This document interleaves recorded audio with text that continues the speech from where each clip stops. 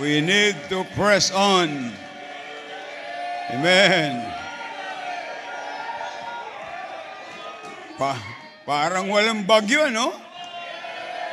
Grabe. Ang bagyo ay signal number 5. Ang preaching ay signal number 10. Grabe. Amen. We have a great service. Praise the Lord. Nais ko lang ipaalam yung mga wala dito at kung kayo nasa online, kayo nasa live stream, mas maganda kung kayo naririto. Sabi ni David, I was glad when they said unto me, let us watch the live stream. Oho, pero hindi nung nandun. Ang nandun ay let us go unto the house of the Lord. Amen. Yung let us watch the live stream, NIV. Nandiyan ka lang sa paligid, nandiyan ka lang sa Pasita, nandiyan ka lang sa Binyan. Ang iba pa nga dito galing sa Parañaque. Ang iba'y galing pa sa Baguio. Binagyo sila kung isang linggo, kaya pero nandito sila. Amen. Open your Bible please. Deuteronomy chapter 8. Deuteronomy chapter 8. Tayo po ay magsayang lahat. Sinasabi ko po yan sapagkat isa lang po yung paalaala at pagmamahal sa mga anak ng Diyos. Deuteronomy chapter 8. At basahin po natin the whole chapter, 20 verses lang yan. At least kung hindi tayo nakapagbasa kanina, ngayon makapagbasa tayo. Amen. Lalo kung ikaw Bible student. Na sabi mo, the wine I used to drink, I drink them again. Amen. Okay, basahin ko po ang verse 1, you read verse 2. Nakuha niyo na po, Deuteronomy chapter 8. Ang sabi ng Bible sa verse 1, and all the commandments which I commanded this day shall ye observe to do, that ye may live and multiply and go in and possess the land which the Lord sware unto your fathers.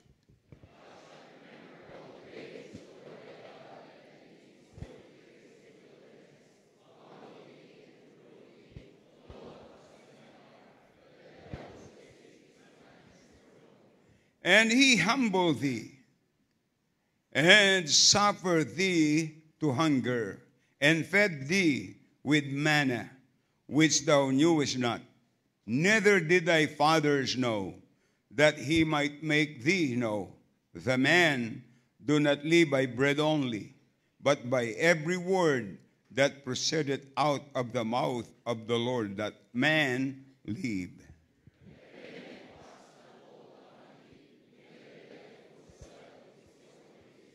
Thou shalt also consider in thine heart that as a man chasteneth his son, so the Lord thy God chasteneth thee.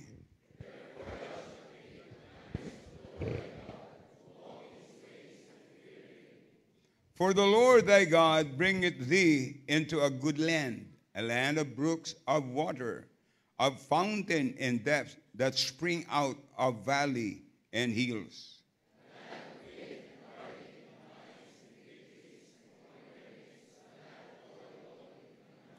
A land wherein thou shalt eat bread without scarceness.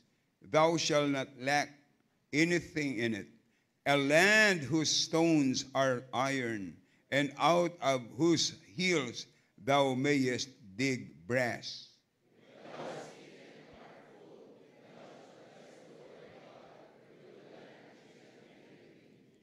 Beware that thou forget the Lord. Beware that thou forget not the Lord thy God, in not keeping his commandments, and his judgment, and his statutes, which I commanded thee this day.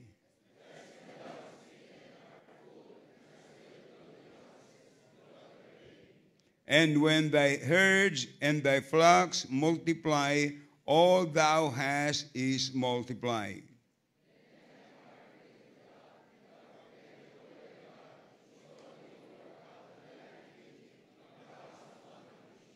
Who lead thee through that great and terrible wilderness, wherein were fiery serpents and scorpion and drought, where there was no water, who brought thee forth water out of the rock of flint.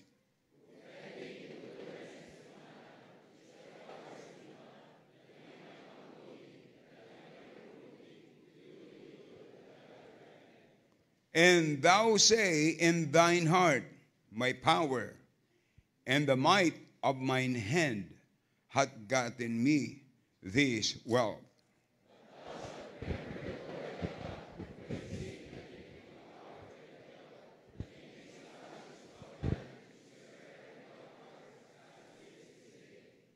And it shall be, if thou do all forget the Lord thy God, and walk after other gods, and serve them, and worship them, I will testify against you this day, that ye shall surely perish. As the nation which the Lord destroyeth before your face, so shall ye perish, because ye would not be obedient unto the voice of the Lord your God. Dakilang Diyos, salamat po sa inyong salita na aming binasa. Salamat sa awiting aming narinig. Pagpalain niyo po ang mensaheng ito, Panginoon. Kayo po ang siyang magbigay sa amin ng warning. Kayo magbigay sa amin, Panginoon, ng liwanag ng inyong salita, that the secret of blessing is obedience. Kayo po ang siyang gumawa sa lingkod niyong gagamitin. Lord, kilala niyo po ako. I am weak person. But we thank you that you are strong. So strengthen me, Lord. Holy Spirit of God, empower me. Give me words to say. Ganyan po ang bawat makikinig, Holy Spirit of God. Kayo po ang gumawa, Panginoon, sa puso ng bawat isa. Kayo po ang nakakaalam ng spiritual situation ng bawat isa. Panginoon, we come to this church because we want to be fed by the Word. And I pray, O God, that you will send revival. Lord, I pray that the blessing will be upon us, and we are going to lift up your name. In Jesus' name we pray. Amen. Thank you. Be seated, please.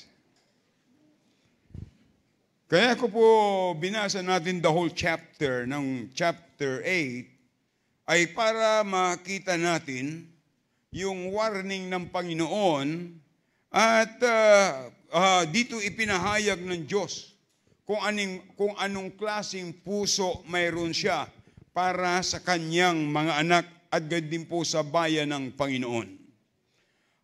Ngayon pong umaga ay nais ko pong dalhing mensahe ay do not grieve the giver. Do not grieve the giver. The word grieve, it means do not offend the giver. It means that do not hurt the giver. Do not bring sorrows the giver. Don't disappoint the giver.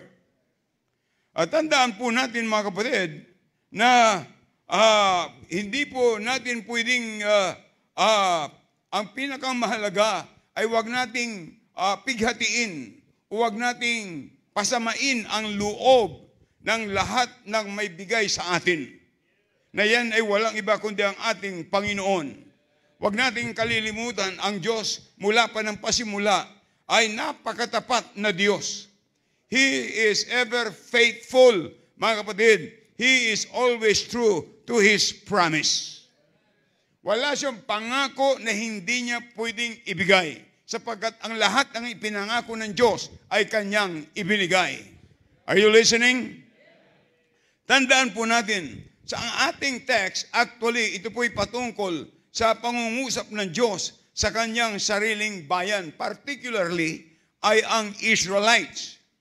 Tandaan po natin, hindi biro ang kanilang naranasan mula sa kapangyarihan ni Haring Paraon sa Egypt, na sila'y pinahirapan, sila po ay inalipin, at sila po ay sinaktan, sila po ay minaltrato, sila po ay binusabos ng mga Egyptian. Pero ang isang bagay na dapat natin pasalamatan sa Panginoon, the Lord freed them. What I'm saying, pinalaya sila ng Diyos. At atin po makikita, mga kapatid, ito'y laging naglalarawan sa mga mananampalataya. Tayo po bilang believer ay naranasan natin almost the same thing.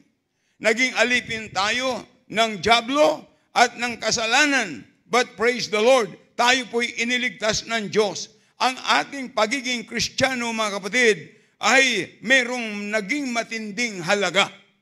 Hindi po laro, hindi biro ang tao magkamit ng kaligtasan. It took the God to become a man, to be crucified on the cross of Calvary and shed His blood for our redemption. Can you imagine? Hindi po magic. Hindi po biro para tayo magkaroon ng kaligtasan. Ang sabi ng Bible, for God so loved the world that He gave His only begotten Son, that whosoever believeth in Him should not perish but have everlasting life.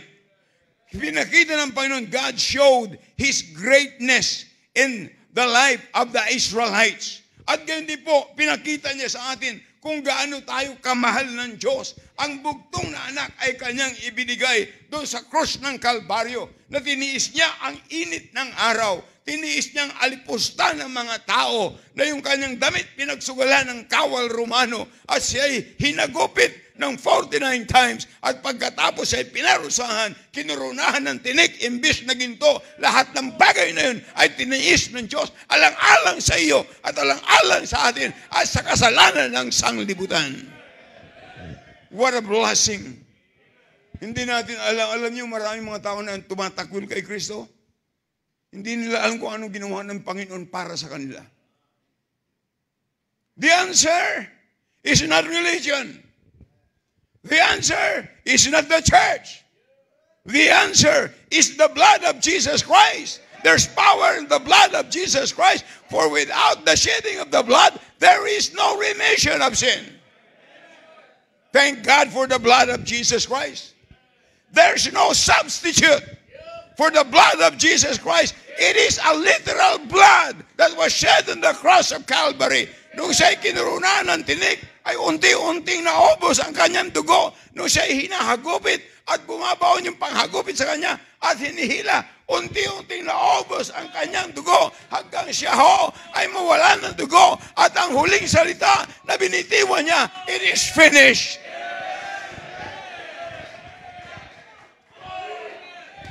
Alam niyo, kung hindi ka interesado makinig, kawawa ka.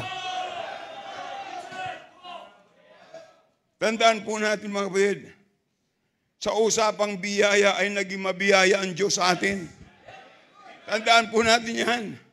Tayo ay kanyang pinagpapala at iniingatan. Ang Diyos ay subok sa usapang kapangyarihan. Ang Diyos ay subok sa usapang provision. Ang Diyos ay subok sa usapang protection. And every day of our lives, God is always providing us and He is always protecting us. What a great God we have. Oh, what a mighty God we have. Oh, napakadakila ng ating Panginoon. Listen to this. Try to evaluate. Alam niyo saan? I-evaluate natin. Saan ka pinulot ng Diyos? Saan ka pinulot ng Diyos? Saan ka kinuha ng Panginoon? At sino tayo bago tayo natagpuan ng Diyos? Wala tayong ipagmamalaki, mga kapatid. Anumang edukasyon mayroon ka, anumang kayamanan mayroon ka, sabihin pa natin kalahati ng mundo ay iyo. Hindi mo pwedeng ipagmalaki yan. Sapagkat lumabas ka sa bahay, batang wala kang dala kahit na ano. Pero tandaan natin, ay hindi kayang bayaran ng kayamanan ng sanglibutan ang ginawa ng dakilang tagapagligtas na walang iba kundi ang Panginoong Jesucristo. Tandaan po natin, wala tayong pwede pagmalaki sa Diyos, mga kapatid. Pero ngayon, tandaan natin, nai-enjoy natin ang buhay dahil lagi natin siyang kasama. Sapagkat meron siyang pangako sa atin. And lo, I am with you always, even unto the end of the world. He promised that He will never leave us, nor forsake us. Alam niyo, ang pinakamagandang awitin ng Kristiyano, everyday, count your many blessings, name them one by one, and you will be singing as the days go by. Wala. At tandaan po natin, mga kapatid. Kaya alam natin kung bakit minsan pumapasok ang kalungkutan at negative na attitude sa buhay natin, sapagkat binibitiwan natin ang pagpapala ng Diyos sa ating buhay araw-araw. Tingnan nyo, gisingin ka lang ng Panginoon as a blessing. Naalala ko na ako'y nasa elementary, yung isa kong classmate, may pinuntahang birthdayhan. Ay, ano yun, maaga pa, mga 5:30, 6 o'clock, nagising na yun para mag-alam ng kalabaw, papakain ng kalabaw. Pero 7 o'clock, andun pa rin sa higaan. Ginigising ng nanay, hindi na ho nagising. Namatay na. Kaya alam nyo, every time na ako'y nagigising, Lord, thank you for waking me up. Nakikita nyo ba yan? Araw-araw pagpapala ng Diyos. Ha? Araw-araw may kinakain tayo. Para tayo mga Israelites. Yung mana, hindi yung gawa ng tao eh. Provision ng Panginoon. Pero kinakalimutan pa rin nila ang Panginoon. Mga kapatid, nakakalungkot po yun. Kaya pag binasa mo yung the whole chapter, mabibless ka na eh. Yung chapter 8, pagkatapos, sasabihin ng tao, sa verse 17, and thou say in thine heart, my power and the might of mine hand hath gotten me this wealth. You cannot get it without God.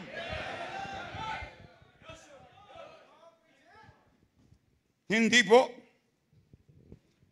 Huwag nating bitawan araw-araw. Tingnan natin yung pagpapala ng Diyos sa ating buhay. Kaya nagkakaroon ng negative attitude, kalungkutan, hindi natin nakikita. Pambihira. Dapat makita natin yan. God's blessing is more than the riches of this world. Amen? Tandaan po natin kung atin lang matutunan, i-recognize the goodness of God, the grace of God, the greatness of God. Walang magiging puwang ang kalungkutan at negatibong kaisipan sa ating buhay. Wala po. Wala po. Because God always provide our need. He promised that. Mga kapatid sa Panginoon, huwag nating pasamain ng loob ang Diyos natin.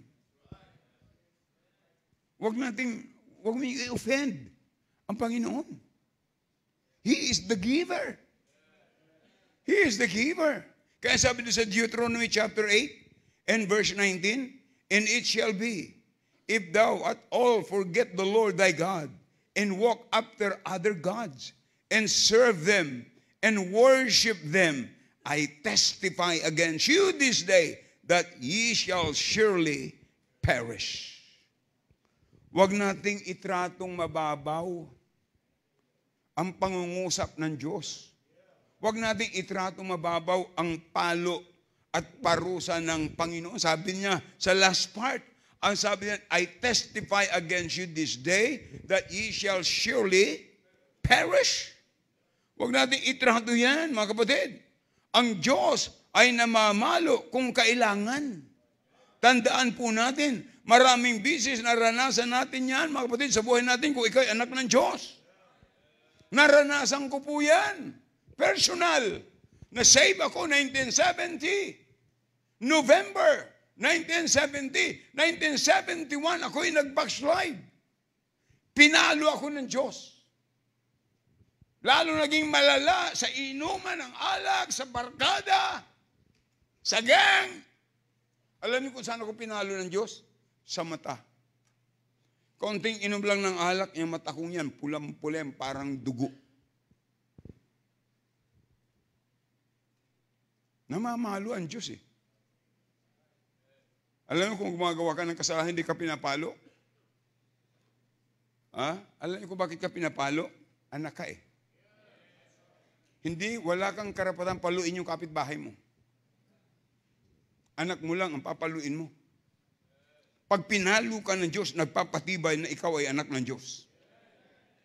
At ang palo ng Diyos ay, yan po ay nagpapatibay na tayo ay mahal niya. Ang Diyos natin hindi konsitidor. Mga magulang, huwag niyong konsintihin ang iyong anak. Pag kinonsinti niyo yung anak, you spoil them. You spoil them today, their problem tomorrow.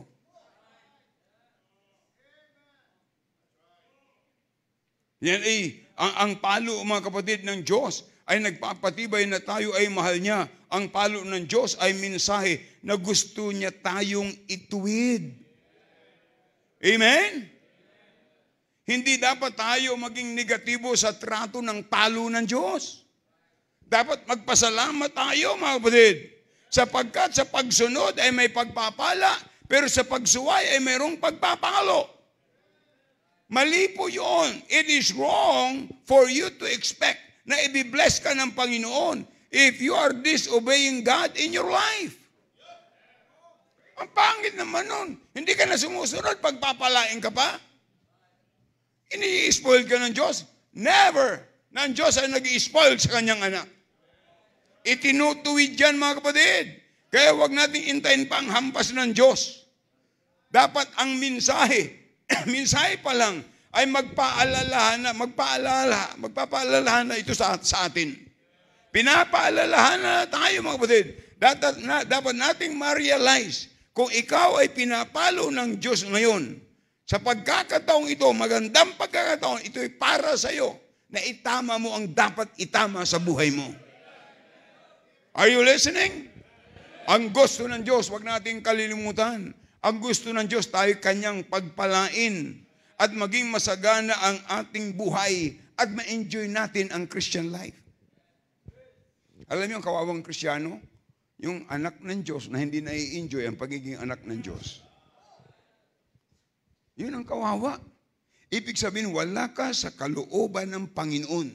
The most miserable life is the life outside the will of God. Yun ang nakakalungkot, mga kapatid. Kaya pagkakataon na po ito na ilapit natin sa Panginoon ang ating sarili. Ayusin natin ang relationship natin sa Panginoon. At tandaan natin, ang relationship po ay dapat two-way. Kaya dapat ay maisaalang-alang din natin ang kaisipan ng Diyos. Maisaalang-alang din natin ang kalooban ng Diyos at ang damdamin ng Panginoon. Dapat maisaalang-alang natin yung mga kapatid. Sapagkat ayon sa ating text, ay it is very clear na kung ano ang hindi nais ng Diyos na ating gawin. Ano po yun? Number one, that to forget the Lord. To forsake the Lord and to fail the Lord. Tingnan niyo, mga kapatid, yung mga Israelites, nung may supply ng Panginoon, ang lahat ng pangailangan, nagmataas na sila, kinalimutan na ang Panginoon. Ang tanong, ilang kaya ang mga Kristiyano ngayon na pinigo nila ang Panginoon? Kayong mga hindi nagsimba kaninang umaga, natakot lang kayo sa ulan, sa hangin, binigo nyo ang Panginoon. Sapagkat kayo inaasahan ng Panginoon, kayo nasa bahay-sambahan. Sapagkat ang Panginoon mismo nagsabi, huwag pabayaan ng pagkakatipon. Mga kapatid, huwag nating ipatalo ang Diyos. Huwag natin ipatalo ang Diyos. Dapat tayo ipagmalaki ng Panginoon. Sasabihin ng mga Kristiyano yun, tilo mga anak ko, kahit may bagyo, kahit signal number 5 sa Naga, tinan mo ang taga-Naga, naroon, mayroon pang nababautisman, ibig sabihin mayroon naliligtas. Hindi panahon ang may kontrol sa Kristiyano. Amen? Ang Diyos ang may kontrol ng panahon, ang Diyos din ang may kontrol ng Kristiyano. Pag ang puso mo isinurinder mo sa Panginoon, ano mang lagay ng panahon, you will obey Him. Amen? Kaya tandaan po natin, napakahalaga po yan. Huwag nating ipatalo ang Diyos. Tingnan nyo, sa tao lang, pagka mayroon kang kaunting bagay lang na pabor na ginawa, pagkatapos hindi ka man lang pinansin, di ba nakakasama ng loob? Mayroong mga tao na hindi marunong magpasalamat.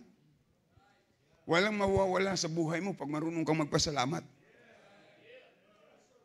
Amen? Anong nararamdaman mo kapag kinakalimutan ka? Anong nararamdaman mo, kapatid? Anong nararamdaman mo kapag pinababayaan ka? At anong nararamdaman mo pagka binibigo ka? Alam nyo, ang Diyos, mga kapatid, nasasaktan din. Kaya don't grieve the giver. Amen?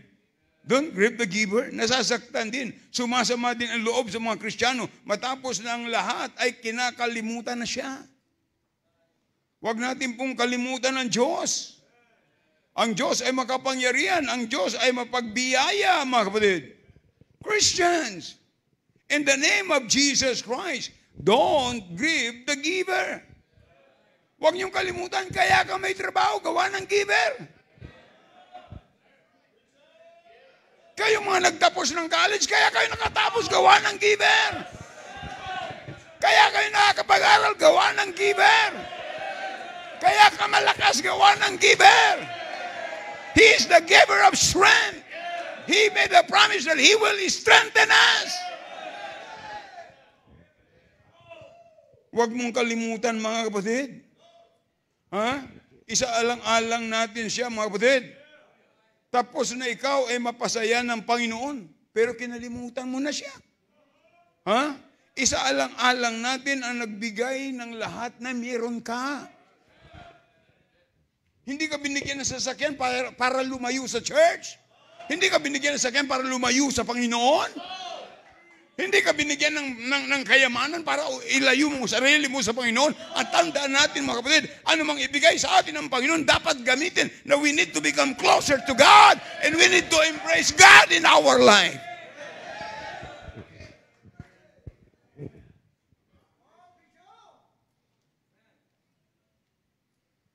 Alam nyo, pagka minsan, when I'm alone, I try to understand the heart of God.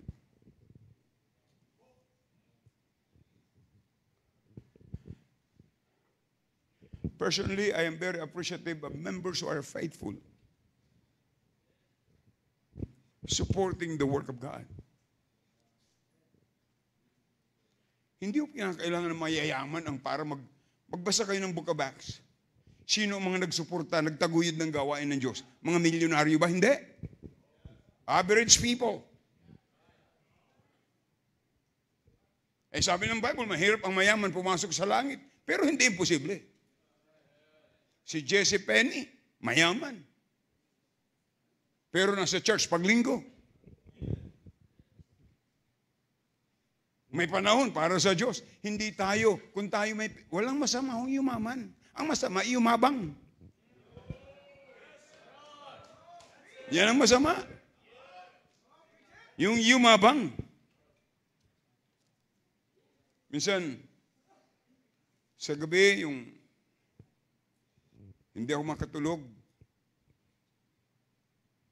Tapos nagpipray na lang ako. Sabi ko, ano kayang iniisip ng Diyos? Ang mga iniisip ko, mga kapatid, sa gawain ng Panginoon. Sa malayong isip ko mula Israel, going to Europe, Asia.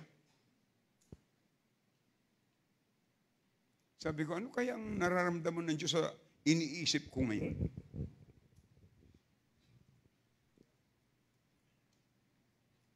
Pasayahin naman natin ang Diyos, mga kapatid. Marami kasi na late matulog. Ang inaasikaso yung FB. Hindi naman feminine boyfriend. Ha? Sabi nga ng isang doktor, we are only allowed na malate matulog 3 nights a month.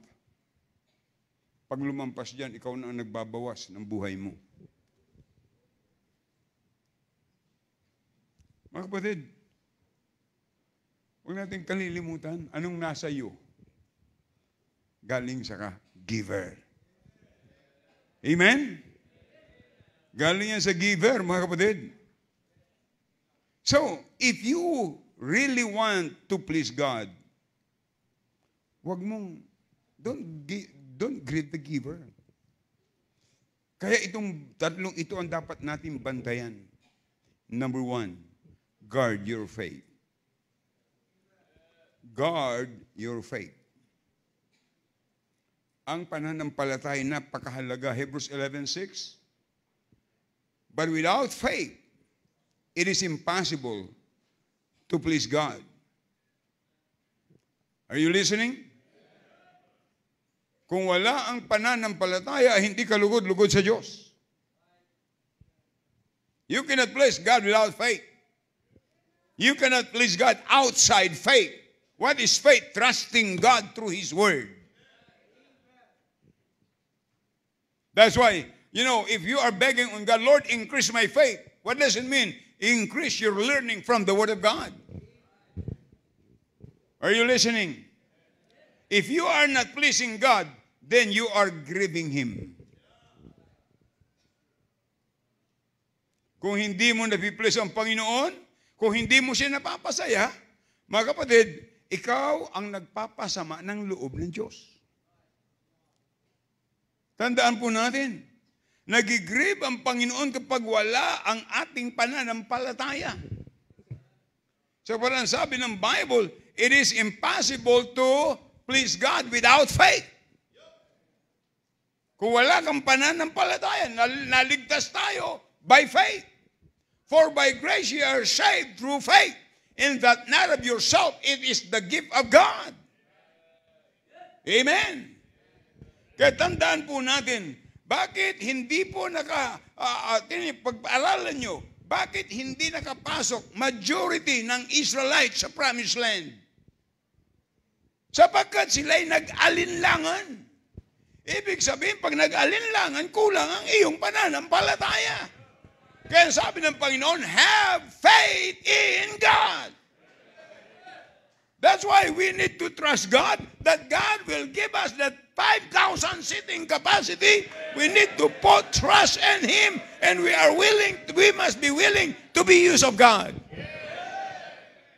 Amen. Tandaan po natin, question, how is your faith? Kumusta po ang inyong pananampalataya? Matutuwa ba ang Diyos sa isang Kristiyano na hindi kayang ipagkatiwala ang kanyang pangangailangan sa Diyos? Matutuwa ba ang Diyos, mga kapatid, na hindi pwedeng ipagkatiwala ang provisyon sa kanyang pangangailangan? Huwag natin pigatin ang Diyos. Huwag natin pigatin ang Diyos. God is more than willing to bless us. God is more than willing to bless you. Do you believe that? Ang kailangan lang natin, we need to obey and observe to do kung ano ang pinagagawa ng Panginoon sa atin. Tandaan natin, mga kapatid, ang pananampalataya ay isa sa mga idinidiin ng Biblia na magpapasaya sa Diyos. Magpapasaya sa Diyos. Kahit sa New Testament, ay ilang beses po makita natin na binigyan ng emphasis ng Panginoon na ang tuwa ng Diyos sa mga nagpakita ng pananampalataya sa Kanya. Have you read the book written that about blind Bartimaeus? Sa Mark chapter 10, yung pong bulag, narinig niya lang ang boses ng Panginoon. Narinig niya lang. Alam niya yun ay boses ng Panginoon. Ano sabi ng Bible? Pag narinig niyo ang salita ng Diyos, huwag niyong pagmatigasin ang inyong puso. Akalain niyo siya'y sumunod at siya'y pinadilat ng Panginoon. Akalain niyo yan. Pero si Pablo, mulat, natagpuan doon sa daan patong Damascus. At pagkatapos, binulag ng Diyos. Akalain mo, paraan ng Diyos, ano? Kaya tama ang Bible eh. Your ways is not my ways, and your thought is not my thought. Para ipakita lang ng Diyos ang kanyang kadakilaan. Binulag si Pablo, binulag si Saulo. Saulo ang kanyang pangalan before he got saved. Kasi ang ibig sabihin ng Saulo, mapagmataas, mayabang. Pero, nung siya ay maligtas, pinalitan, ginawang Pablo. Ibig sabihin, naging mapagpakumbaba. Binulag siya para makita niya ang Diyos. Pero si Bartimeus ay bulag, idinilat para makita ang Panginoong mukhaan.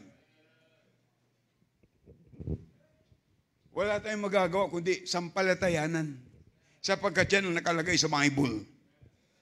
Nakita nyo ang ginawa ng Panginoon?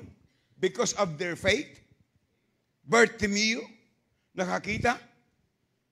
Oh, yung babaeng dinudugo for 12 years. Pinatigil ng Panginoon. They are hopeless and helpless. Pero sila'y nagtiwala sa Panginoon. Kaya dahil sa tuwa ng Panginoon, siya ay gumawa ng himala.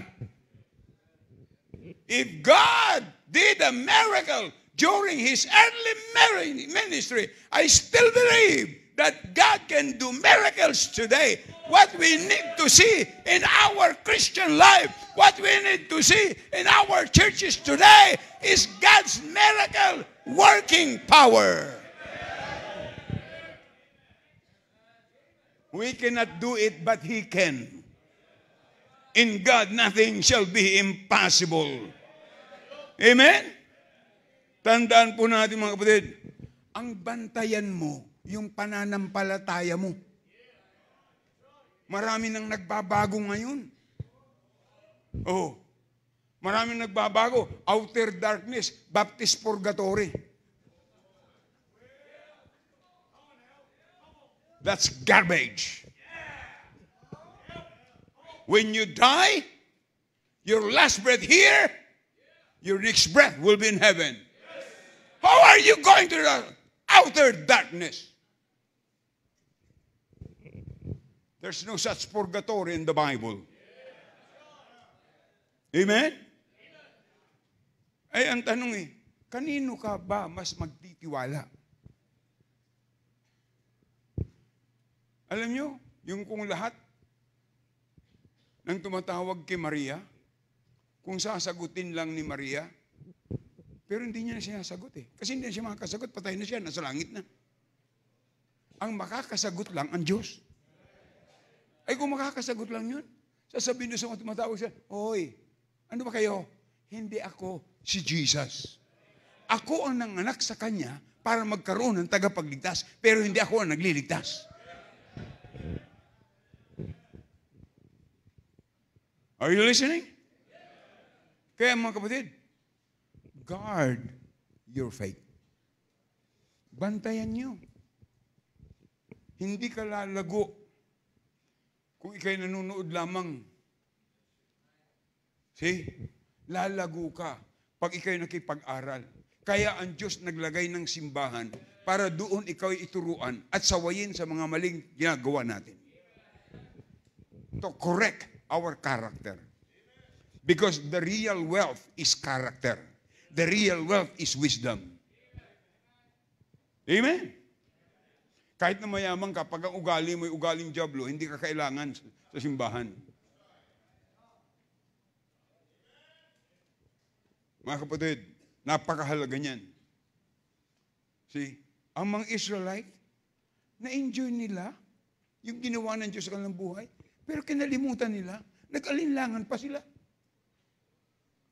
Parang mga Kristiyano ngayon. Araw-araw nararanasan ang pagpapala natin, pero kulang pa rin tayo ng tiwala sa Diyos. Ang iba nga nagsusugal pa. Nataya pa sa waiting.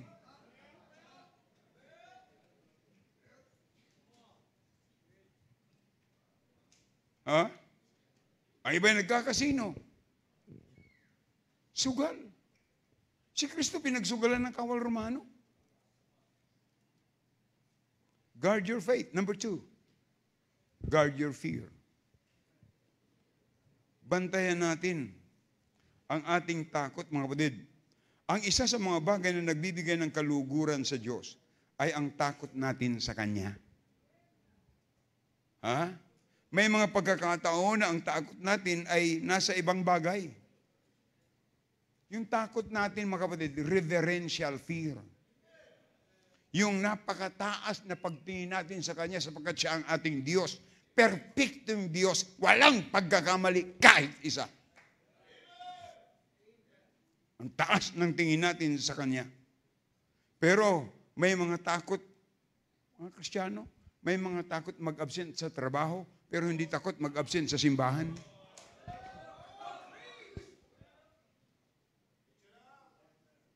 Kaunting bagyo lang, ala na sa church. Pero ang panalangin niyan, kahit wala sa church, Panginoon, salamat po sa inyong provision. Someday, somehow, sabi nga, you will reap what you sow. Aanihin mo ang iyong itinanim. Ang iba, takot mag-absent sa school. Pero hindi takot mag-absent sa church. Ha? Tandaan po natin. Ang iba, takot kapag hindi nagagawa yung pinagagawa ng tao. Pero walang takot na hindi magagawa ang pinagagawa ng Diyos. Sabi ng Diyos, basahin niyo ang Bible. Sabi ng Diyos, mag-pray. Ba't hindi ka nagpi-pray? Kahit sa pagkain, ang iba hindi na nakakapag-pray. Lalo pag ginugutom na. Are you listening? Mga kapatid, ang tanong ko sa iyo, may takot ka pa ba sa Diyos? May takot ka ba sa Diyos? Bakit madali mong kalimutan siya?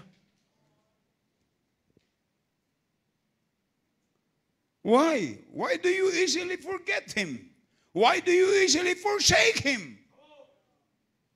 Ha? Parang baliwala lang sa iyo pag binigo mo siya. Samantalang pag ikaw'y binigo, gusto mo nang magbikti. Ang Diyos kaya mong biguin? Bakit ka nandito? Hindi ko siya kayang biguin.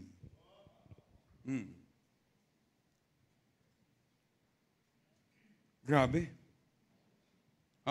Reverential fear. Ang takot natin sa Diyos, mga kapatid, dahil sa napakataas ng pagtingin natin sa Kanya. Hindi lang basta Kristiyano ang hinahanap ng Diyos. Not only just Christian, but God-fearing Christians. Kayong mga dalaga, kung maghahanap kayo ng lifetime partner, ang hanapin mo ay hindi lamang basta Baptist, hindi lamang basta Christian, but God-fearing Christian. Yung may pagkatakot sa Diyos. Na kung ikaw ay tinatamad na magsimba, sasabihin sa iyo ng iyong asawa, tinatamad ka magsimba, kung ang Diyos tamarin ka na, ikaw wag huminga. Sige nga. Ano? Simba na? Oo nga, no. You humble yourself. Ha? Hindi yun tall, dark, and handsome. Hindi ganun. Hindi rin tall, dark, and contractor. Hindi rin. Tall, dark, and God-fearing Christian. Amen? Ay, paano yung pastor? Ako'y mababa, ang nagugustuhan ko'y matangkad. Okay lang yun. Parang may nakarinig niya na. Ha? Kaya tinan mo, sabi si Joshua, sa Joshua chapter 24, verse 15, and if seem evil unto you to serve the Lord, choose you this day whom you're going to serve. Whether the gods of your fathers served that were on the other side of the flood, or gods of the Amorites in whose land ye dwell. But as for me and my house, we will serve the Lord. Ano sabi ng mga tao? Kami rin maglilingkod din sa Panginoon. Kung ikaw maglilingkod sa Panginoon, ang sabi dun sa chapter 24, Joshua verse 14, now therefore, fear the Lord and serve Him in sincerity and in truth, and put away the gods which your father served. See? Kung ikaw talaga maglilingkod sa Panginoon, fear Him. Matakot ka sa Kanya. Tandaan po natin, ang tanong, may takot ka pa ba sa Diyos? Kaya mo siyang kalimutan? Kaya mo siyang biguin? Kaya mo siyang pabayaan? Akala nyo ba pag ikay hindi nagsimba, pinabayaan mo ang church, pinabayaan mo ang Panginoon? Sapagkat ang church, mga kapatid, sabi ng Bible, the church is the bride of Christ. Amen? Pinabayaan mo yun. He is the head. Jesus is the head. And the church is the body. Hindi dapat natin ito pabayaan. Huwag natin kalimutan, mga kapatid. Kita mo niyan. Kinakalimutan mo na ang Panginoon. Yung pang-offering mo, hindi mo na hinuhulog sa offering basket. Yung tithes and offering mo, ginagalaw mo na yung para sa Diyos. May takot ka pa ba sa Diyos? Gaano katagal ka nang pinagpapala ng Diyos? Gaano ka na katagal na pinagpapala ng Diyos? Hanggang ngayon, hindi ka pa rin faithful? May takot ka pa ba sa Diyos? Hindi ka natatakot sa Diyos? Namamalo siya. Tandaan po natin, namamalo siya. Mga kapatid, matakot tayo sa Panginoon. Huwag natin siyang pighatiin. Napipighati ang Diyos kapag nakikita niya na tayo ay wala ng takot sa Kanya. Listen to this, it is a manifestation that we are on the last days. That people don't fear God. Even Christians. For them, church is not important. Bible is not important.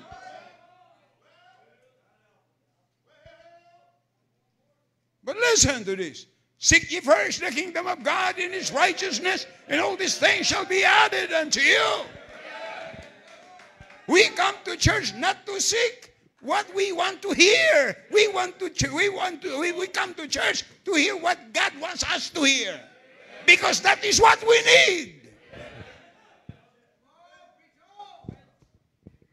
Amen. Tandaan po natin, mga kapatid, ang takot na ito, mga kapatid, ang dahilan para ibigay mo kung ano ang dapat mong ibigay sa Panginoon. Paglilingkuran mo siya dahil may takot ka sa Panginoon. Kaya ka susunod dahil may takot ka sa Panginoon. Ang takot na ito ay nagpapakita na mataas ang pagtingin mo sa Kanya bilang iyong Diyos at Panginoon ng buhay. Kaya may kantang, where He leads me, I will follow. Where He leads me, I will follow. Ganun dapat eh. Saan ka? God's way is always right. Amen? Thy word is a lamp unto my feet and a light unto my path. God will never you lead in the wrong direction.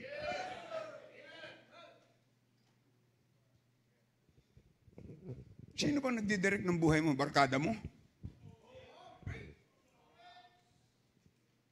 Mga tatay, kaya mahalaga ang leadership. You direct your family, you direct your kids, you direct your wife. Sabihin mo sa kanya, sa wife mo, where you lead me, I will follow, and what you feeds me, I will swallow. Joke lang yun, ha? Baka na magseryosohin nyo. Tingnan nyo, mga kapatid. Kilala mo ba? Ito ang tanong. Kilala mo ba kung sino ang Diyos mo? Natatakot ka ba sa Kanya? Alam niyo ba, mga kapatid, sa Job chapter 1 verse 8, kinausap ng Diyos si Satan. Kasi si Satan ngayon ay, akit manaog sa langit. Tagapagsumbong, siya ang nagmamarites. Yung anak mo, kaya lang yan naglilingkod sa iyo, pinayaman mo eh. Ano sabi ng Panginoon sa kanya? Sa Job chapter 1 and verse 8, hast thou considered my servant Job, that there is none like him in the earth, a perfect and an upright man, one that feareth God and escheweth evil. Isang tao na may pagkatakot sa Diyos at humihiwalay sa kasamaan. Kaya yung doctrine of separation ay nasa Bible. Amen? Kaya kung ikaw'y nagpaplano mag-asawa, yung mga may edad na, halimbawa si Brother Mande, pababa naman, mag-aasawa na. Ang maging lifetime partner mo ay yung Kristiyano. Kasi kung ikaw ay ligtas, yan ang anak ng Diyos. Yung hindi ligtas, kaninong anak yun? O, pagka yun ang naging asawa mo, sinong bianan mo? Sinong mother-in-law mo? Ang bihira. Grabe yun. Ha? Kaya mga kapatid, kalay mo yan, pinagmamalaki ng Diyos si Job, si Satan. Napansin mo ba yung anak ko? May takot yan. At humihiwalay sa kasamaan. Kita mo nga naman, anong nangyari kay Job? Nawalan lahat ng bagay, pero yung pananampalataya niya hindi nawala. And because of that, sa dulo, anong sabi ng Panginoon? Dinubli ng Diyos ang pagpapala sa kanya at yung 7 anak na nawala sa kanya ay pinalitan na mas walang kasing ganda at walang gwapo. Kasing gwapo. Kalain mo yan? Pag ang Diyos nagpalit, pambihira. Blessing talaga. Oh. Kaya pinagpala ng Panginoon, mga kapatid. Fear the Lord. So, guard your faith. And what? Guard your fear. The last. Guard your faithfulness. Guard your faithfulness. Huwag natin pighatiin ang Diyos. Don't grieve the Lord. Bantayan mo ang iyong katapatan sa Panginoon. Anong ibig sabihin faithfulness? Stay faithful. Remain faithful. Because God is faithful. Huh? Listen to this. Don't miss this. Our faithfulness is the one that makes God happy. Amen? Ang faithfulness ay hindi lang po pagka maulwan, pagka conveniente. Anumang lagay ng panahon at anuman saan man tayo dalhin ng Panginoon, kasama natin siya. Sa tao'y mahirap pero kasama natin ang Panginoon. Nakita nyo yung 3 Hebrew men? Shadrach, Meshach, and Abednego? Oh, inihulog. Nakita mo si Daniel? Sabi ng mga, Ari, huwag kang tatawag sa Diyos nyo, ha? Anong ginawa ni Daniel? Binuksan pa yung mga bintana, tapos nakita ang siya'y lumuhod. Oh, iuhulog doon sa yungib ng leon. Ay nakita. O, wala nang magagawa niya. O, inihulog siya. O, sino bang gumawa ng leon? Sabi ng iba, kapitbahay ko si Mang Leon eh. Ano magagawa ng leon? Ay, gutom yung leon. Hinihintay na siya. Sinong naglalang ng leon? Ang Diyos. O, iuhulog tong anak ko, leon, ikom ang bibig nyo, ha? Ayun, inihulog siya. Ni isang galos, wala. Para pa siyang nandun sa balat ng leon, ang lambot-lambot nun. Pahiga-higa pa siya. Bakit? Kasama niya ang Diyos. Oh, yung si Shadrach, Meshach, and Abednego, inihulog doon sa apoy, pinainit pa ng 7 times. Sabi ng hari, ilan yung inihulog natin? 3, mahal na hari. Bakit 4 sila?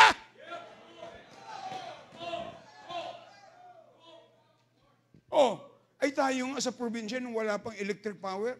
Kaunti lang, mag-aaral ka, magbabasa ka ng libro, madikit lang ng kaunti yung buhok mo dun sa lampara eh. Amoy buhok, pambira, no? Eh, mabuti yung walang buhok at walang maaamoy.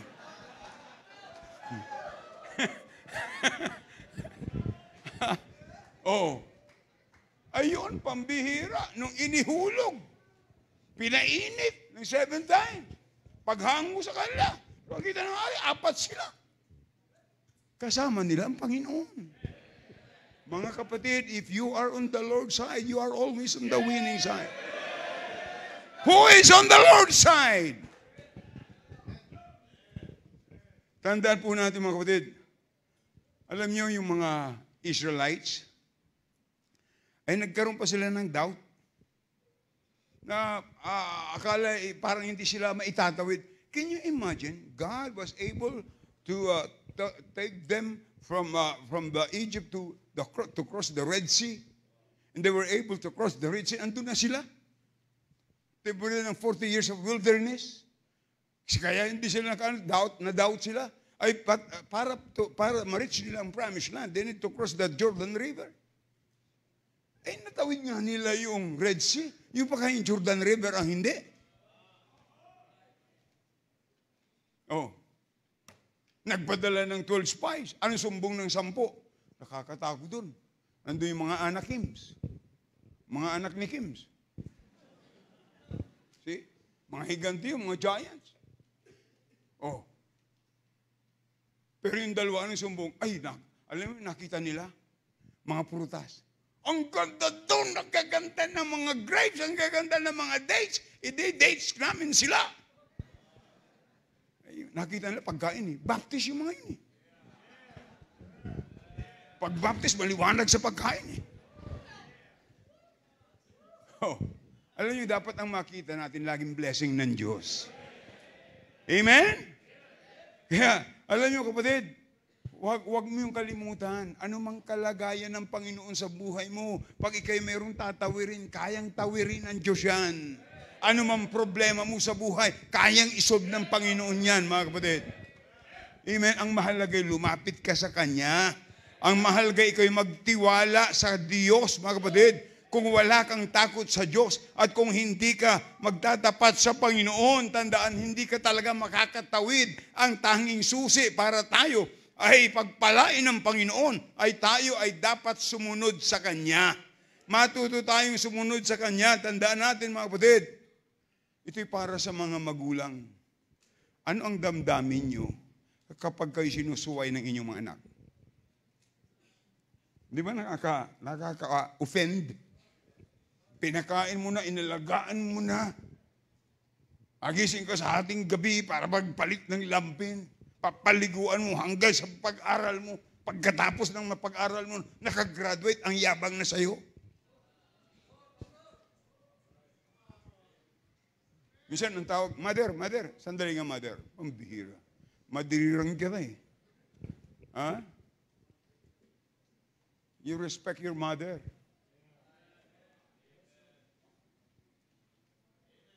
Amen? Dapat ay tandaan natin, mga kapatid. Sa buhay natin, gaano natin kadalas sinusuway ang Diyos. Ay kung anak nga natin, sabi ng isang lalaki, alam mo yung anak ko, 5 utos ko sa kanya, 7 ang hindi sinunod. Kalahin mo yan?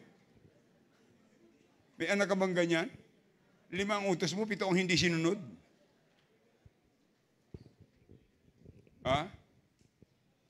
Tandaan po natin, mga kapatid, sa buhay natin, gaano natin kadalas sinusuway ang Diyos? God is the greatest giver. So what does He deserve? He deserve na pagtiwalaan natin siya.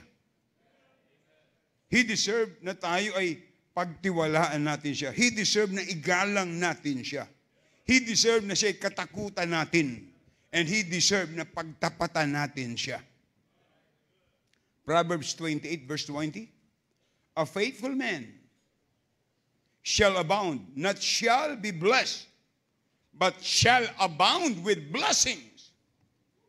But he that maketh haste to be rich shall not be innocent.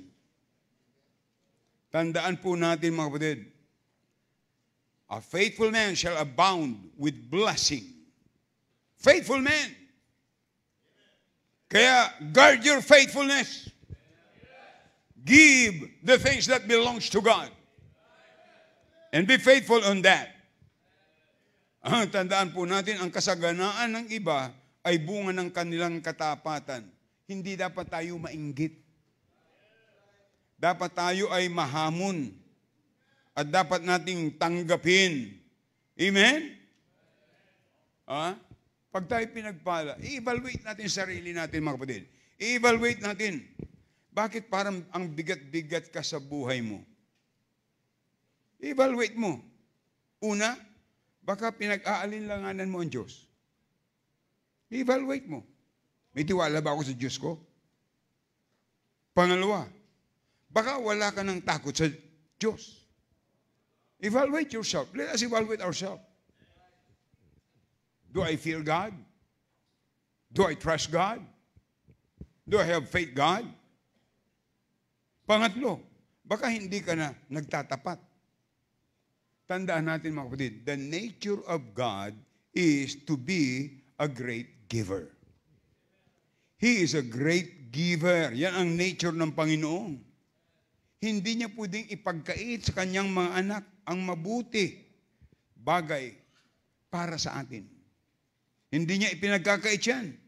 God is more than willing to bless us and provide our needs.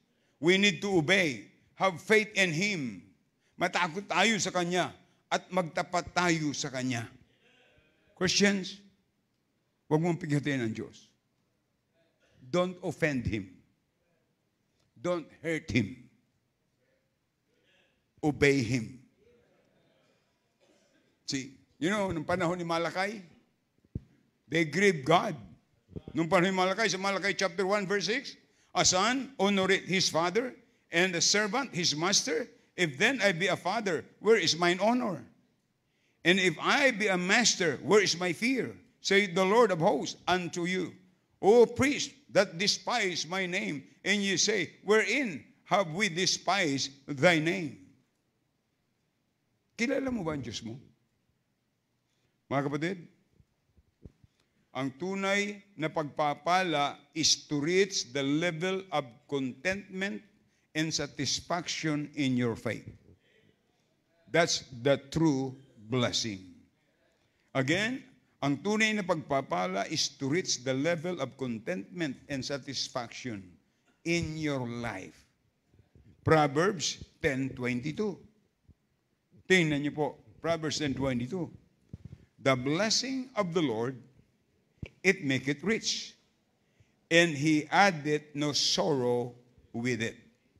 I like that verse. Alam niyo mga kapatid, ako sa sarili ko, hindi ko sinasabing ako'y matapat sa Diyos. Pero sinisikap ko na ako'y maging matapat sa Kanya. And I would testify and I want to be transparent to you. I'm so much blessed of what God is given me. And I know the key is obedience, faith, and fear God. And be faithful. The blessing of the Lord, it maketh rich, and addeth no sorrow with it. Kung talagang blessing sa iyo ang Panginoon, ay dapat naglalapit yan sa iyo sa Panginoon. Kung talagang blessing ang tinanggap mo, dapat nagiging closer ka sa Panginoon. Baka hindi yan blessing na galing sa Panginoon. Kasi kung inilalayo ka, galing ang kay Satanas. Sapagkat ang blessing ng Panginoon para maging closer ka sa Kanya. Ay kung inilalayo yan, baka hindi yan galing sa Diyos. Sapagkat ang naglalayo lang sa Kristiyano, sa Diyos, ay si Satanas. Ina-attract ka ng bagay ng sanglibutan. Kung tunay na blessing yan, ilalapit ka niyan sa Panginoon. Pero kung ikaw inilalayo sa Panginoon, tandaan natin, kung inilalapit ka, lalong higpitan natin ang yakap natin sa Diyos. Paglapit natin sa Diyos. Kung yan ay pagpapalang galing sa Diyos, lalong tagalan pa natin ang pagkikipag-usap sa Kanya.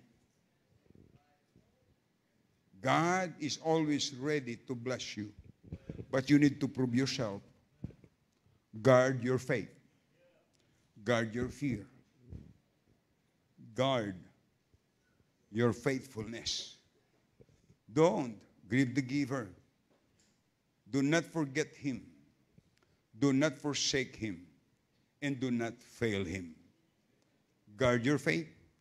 Guard your fear. And guard your faithfulness. Alam niyo mga kapatid, ang hindi dapat, ang huwag nating gagawin, yung pasamain ang loob ng Diyos. Huwag. Huwag nating gawin yan. Pasayahin natin ang Diyos. Kasi pinasasaya tayo ng Panginoon. In return, pasayahin natin siya. Paano natin papasayahin? Hindi po yung material na bagay lang. Mapapasaya natin ang Diyos pag ang lahat ng miyembro ng simbahan nag-involve sa soul winning. Nag-involve sa gawain ng Panginoon. Sabi ng Bible, there is joy in the presence of an angel for one sinner that repented. Gawin natin as a church ay araw-araw, kahit na magkapagbigay tayo ng isang track sa mga tao kung hindi ka pa marunong mag-witness. At kung isang ako ay marunong ka, wag mong kalilimutan, isang araw na makapag-witness ka sa isa, mawin mo ang isa. Ang sabi ng Bible, there is joy in the presence of the angels. Who is in the presence of the angel? God. God. God is happy when you are faithful of paying your tithes and offering. God is happy when you give your first fruits. God is happy. But there is one person that is in the presence of an angel when somebody got saved. Sabihin pa natin, magaling ka sa basketball, 3-pointer, 3 points. Sabi ng Panginoon, napahikab lang ang Diyos. Hindi masaya. Pero galing sa isang squatter area, nakapag-win ng isang kaluluwa, there is joy in the presence of an angel. For one sinner that repented, everybody, the work in Dasmariñas will grow more if every member of the church will get involved in soul winning. Soul winning is the main thing. That is why Jesus was born, for souls. That is why Jesus gave, God gave His only begotten Son for souls. And that's why He established the church for souls. That's why God saved you for souls. God provides everything in our life for souls. Let us win the world for Jesus Christ. But guard your faith. Guard your fear. And guard your faithfulness. Shall we all stand up, please?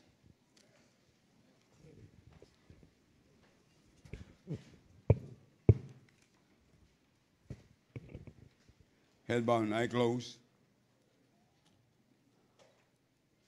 Paubayan natin, mga kapatid, ang Diyos mangusap sa atin.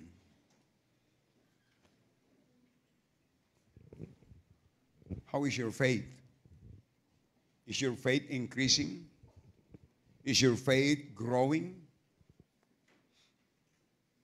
Is your faith leading you to be closer to God? How is your fear? Guard your fear.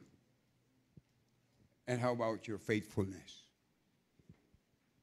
You can come to Him, Lord, I want to be honest with you. I am not a faithful Christian. Be honest, because you want to be faithful. You want to fear God. Be honest. Be transparent to God. You are already transparent to God. But be honest to Him. Talk to Him. Talk to Him.